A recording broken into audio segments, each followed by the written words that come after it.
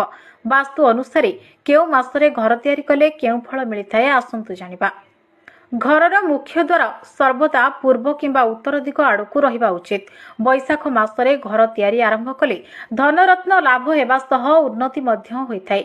ज्येष्ठ मासरे जदि घर तैयारी आरंभ करूछंती तेबे गृहकर्तांको उपरे विपद आसिबार संभावना रहिथाय एवं घर काम अधा रहि जाय। एथिपाई ज्येष्ठ मासरे भूल रे मध्य घर तैयारी करंतु नाही। आषाढ़ मासरे घर तैयारी करिले धन प्राप्ति एवं गृहपालित पशुंकर वृद्धि होइथाय। श्रावण मासरे जदि आपण घर तैयारी करूछंती तेबे सबु कार्य सिद्धि प्राप्त हेबो। जदि आपण भाद्रव मासरे घर करिवे तेबे सबु कार्य रे सफलता मिलिबो। किंतु आश्विन मासरे घर तैयारी कले घरे रोग वृद्धि हेबो। कार्तिक मासरे घर तैयारी कले चोरी भय रहिताय।